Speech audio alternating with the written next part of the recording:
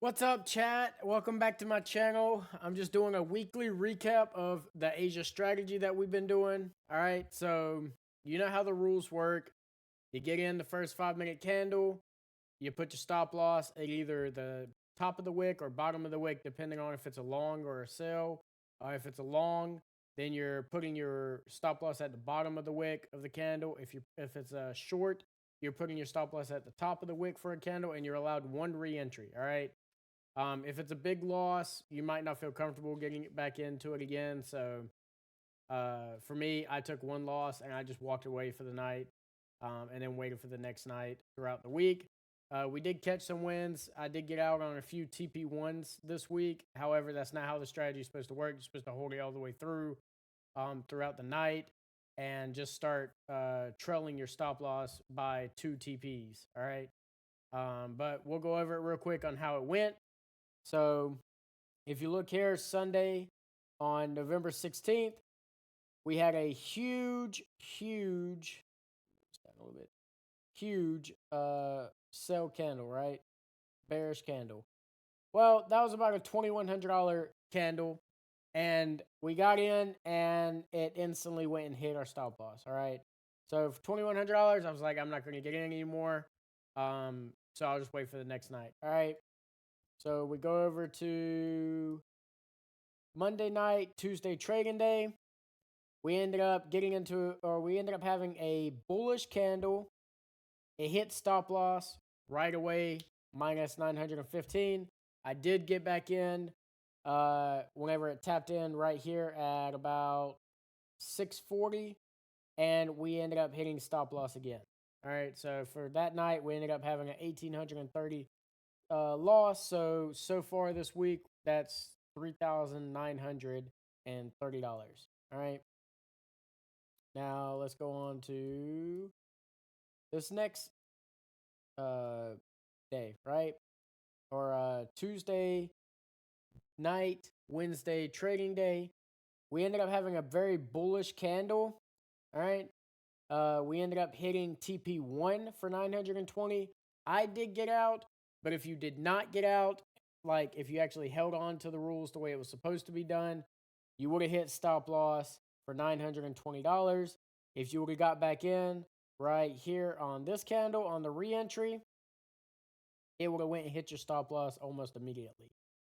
Within 5, 10, 15, 20, 25, 30, 35 minutes. Within 35 minutes, it went and hit your stop loss for another minus 920. So that puts us at 1840. So if we do the quick math real quick, 930 minus another, or let's see, plus another 1840. That's about $5,770 that we're down already for this week. All right. This week, it did not really work out too well. However, for the first week of November, we ended up being up $10,000. I think it was $11,070 exactly. And then for week 2, we ended up being $17,000. So we were up $27,000 all over overall for the first 2 weeks of November. So this big loss this week, it doesn't hurt too bad.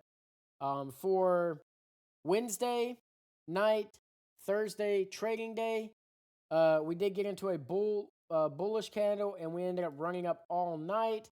Where during New York, about what was this 10:35, we ended up hitting TP4 for $5,785. I got out. Okay, I got out at 5,000, not 5,785. I got out at 5,000, which brings my loss only down to 770 for the week.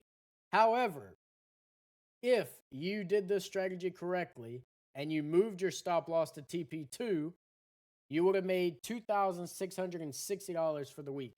So, even with, or so far, if you did the strategy the correct way it was supposed to be done, you minus the, or you take your profit minus what you were already down. So you would still be down $3,110 for the week overall.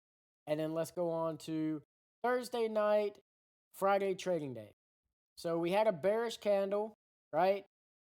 expected it to keep selling down. We had a very bearish day on Thursday, so I really thought we were going to keep pushing down lower, probably knock out some more unmitigated levels. However, we did not. We ended up hitting stop loss within the first 20 minutes. Within the first 20 minutes, we hit stop loss. We did hit TP1 before hitting stop loss. That was for $950. If you got out, kudos to you. You made some extra money. If you did not get out, you did hit stop loss.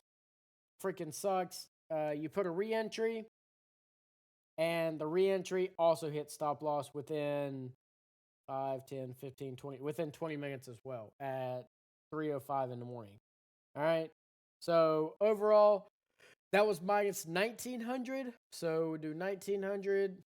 So that right there puts you down $5,010 for the week. However, like I said, for the first 2 weeks of November, we were up $27,000. So we'll do 27,000 minus 5,010. That still leaves us $21,990 for the week. I can't wait to see what's going to happen next week with the market. I do think that there's a good chance we might turn this around and start going into a bullish run. I really, really hope so. I'm tired of selling off for the year. But, market could change just like that. It could change instantly. Don't let this discourage you. This strategy still works very, very great. And this is why you're supposed to have an account that you don't care about losing if you do lose it. For me, I did build up a significant amount for the first 2 weeks, and this loss, it didn't hurt me, not one bit. So, yeah, just keep pushing through. For me, I alternate accounts. I do have one account that I take this every single day on, and then I have some evals as well that I just alternated on. So, honestly, that's probably your best bet. Just get some accounts that you don't mind if you lose, alternate trading days. If the loss is too big, like the stop loss, if you feel like it's gonna be too big for you, go to micros. All right, you'll be fine. You'll still make a good amount of money, even on micros. All right, but yeah, I mean we had a bad week. It's okay. We'll turn it around next week. Like I said, the first 2 weeks of November, freaking phenomenal.